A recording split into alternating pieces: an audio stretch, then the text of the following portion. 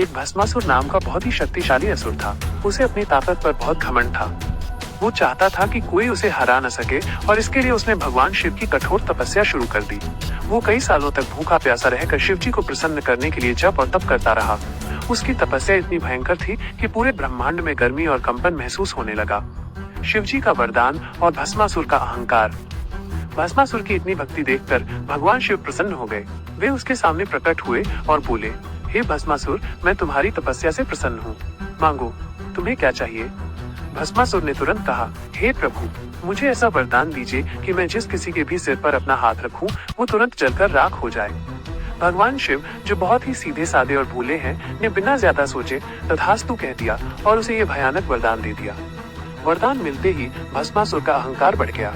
उसने सोचा कि अब तो वो सबसे शक्तिशाली हो गया है और कोई उसे हरा नहीं सकता।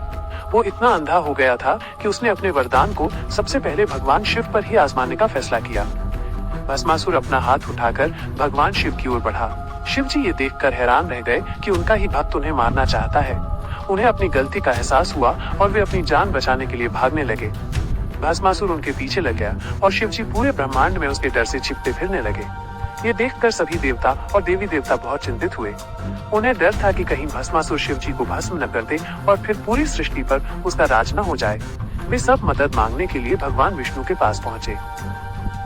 भगवान विष्णु ने देवताओं की बात सुनी और उन्हें भरोसा दिलाया कि वे इस समस्या का समाधान करेंगे। उन्होंने अपनी माया जादुई शक्ति का इस्तेमाल किया और एक बहुत ही सुंदर और आकर्षक स्त्री का रूप धारण किया, जिसे मोहिनी कहा गया। मोहिनी भस्मासुर के सामने प्रकट हुई। भस्मासुर मोहिनी की सुंदरता देखकर एकदम मंत्रमुग्ध हो गया।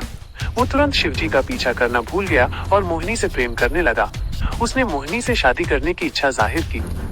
मोहिनी ने मुस्कुराते हुए कहा, मैं तुमसे शादी करूंगी, लेकिन मेरी एक शर्त है।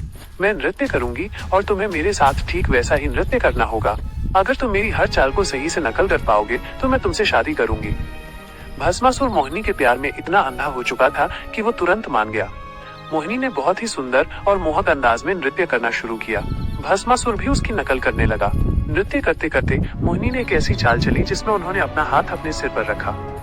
भस्मासुर बिना सोचे समझे मोहिनी की नकल करते हुए अपना हाथ अपने सिर पर रख लिया और जैसे ही उसने अपना हाथ अपने सिर पर रखा, अपने ही वरदान के कारण वो तुरंत जलकर राख हो गया।